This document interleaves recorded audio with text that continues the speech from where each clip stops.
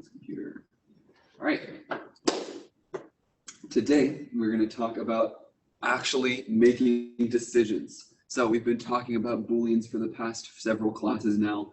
Today, we're going to learn how to apply them. So up until today, most of the code that we have written has gone sequentially. We took a little bit of a detour when we were working on graphic stuff, but most of our code has been running sequentially. The Python interpreter is going to go through our programs line by line, top to bottom, one line at a time. So if I have these 3 lines of code, num equals int input how many, correct num equals num greater than 4 and num less than 14, print num was good, string correct num. It's going to run up one line at a time, top to bottom. However, there are ways for us to add detours to our programs under certain conditions. We are going to create some non-sequential programs. Very exciting. One way we're going to do this is with if statements. So when I use an if statement, we can have the functionality of our program change based on certain factors.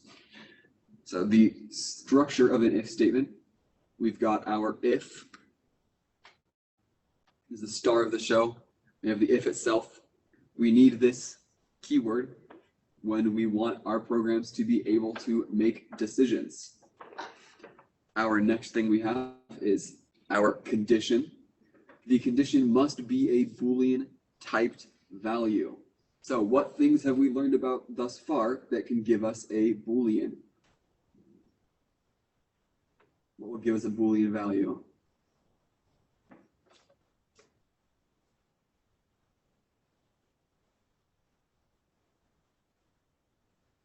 Don't everybody all answer at once.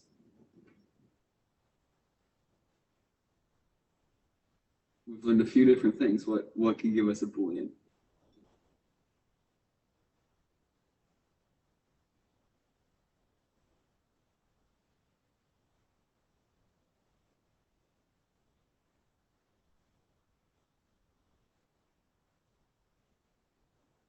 Comparatives. Say that one more time. Like comparatives, like and or. So we can use our logical operators, yep. Those, yeah. What else can we use? What did we learn about last class?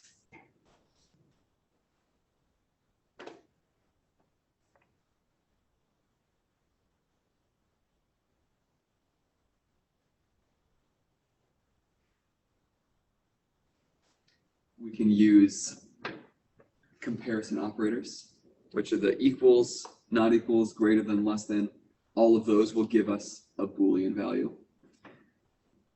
We can also just use Boolean variables or a typecast to bool. So all 4 of those will give us a Boolean value. And we can use those as our condition. Next thing we need is that little colon there. Anytime we make an if statement, we want that colon there after the condition. And then our last piece here is the body of our if. The body is the name for all of the code that lives inside of the if statement. When the condition is true, this code is going to run. When the condition is false, that code is going to get skipped over entirely. Notice that there is a level of indentation. We add that usually with a tab.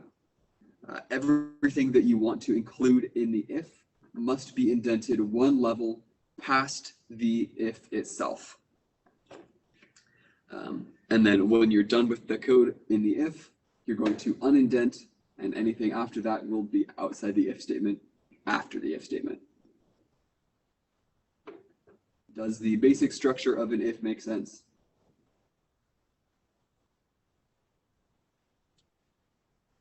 Sweet.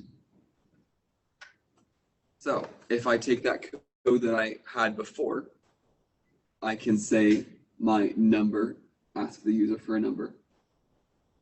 Check, is the number correct? Is my number greater than or equal to 4 and less than 14?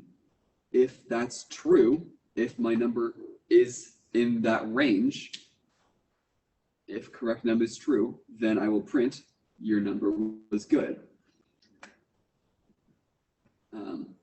I can also, instead of saving that comparison and that logical math into a variable, I can just put my I can do all of that within my if statement itself.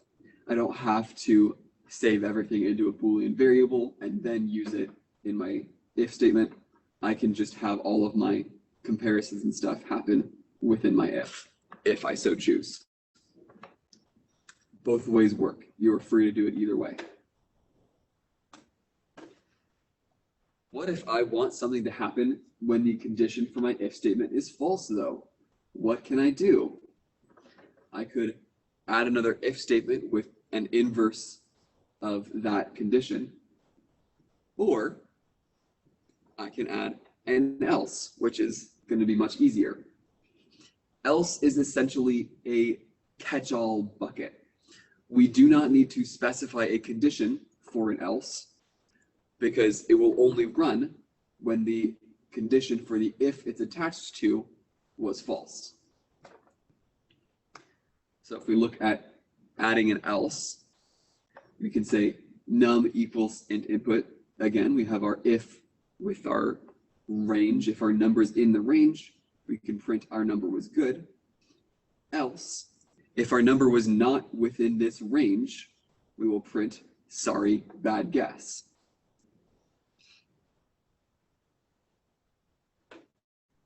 So the else needs to be on the same level of indentation as the if. Otherwise, Python is not going to link them together properly. You can have as many lines of code in your if as you want, and then when you're done, unindent to have the else so that they're on the same level of indentation. If we kind of think about the flow of our program, if our program is running, we hit this if else, and we can take either the if path when our condition is true, or we can take the else path when the condition is false. So we can only ever take one of those paths, though. We can't take both paths. We're never going to see both of these outputs from one run of this program. So once my path has been taken, I'm going to do whatever is in my if or in my else, and then I'm going to rejoin the main sequence of my program. We're going to go back to linear singular programming where everything else is going to happen in sequence. If I want to add additional paths, I want to add more branches, I can use an elif statement. Elifs are going to belong in between an if and an else, and they combine the functionality of the two. Elifs need a condition, just like an if needs a condition, but they will only check their condition when the condition of the if above them was false. And you can have any number of elifs tied to a single if, but only one elif in or if, elif, or the else is going to run in an entire sequence. So if we look at this, I have that same if and else, and I have an elif in the middle.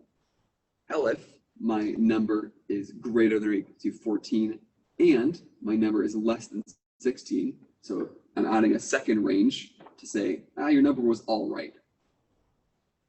Only one of these can run. So if I look at my branching path, I have my if path. So if this condition is true, we're going to walk along this path.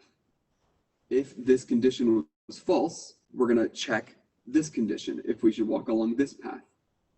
If this condition was false, then we're going to look at the last path. We're going to take the else path, because else will only happen when all of the previous conditions were false. Hello, lights. But still, we can only take one of our three paths here and still get to the end. We can't go back up. We can only go from top to bottom. So that's my triverging path. I can even add another elif to make it a quadverging path.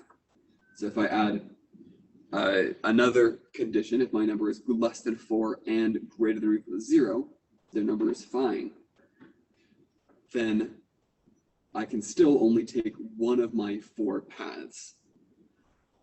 I can take my if that first condition is true. If this one was not true, we're going to check this condition. If this one wasn't true, we're going to check this condition. And if this one wasn't true, we're going to fall into the else. But if this condition was true, we don't have to care about any of the rest of this. It's all going to get skipped because we're going to take that if path and then we're going to exit after the whole if, elif, else sequence is over. Does all of that make sense? Any questions about how any of that works?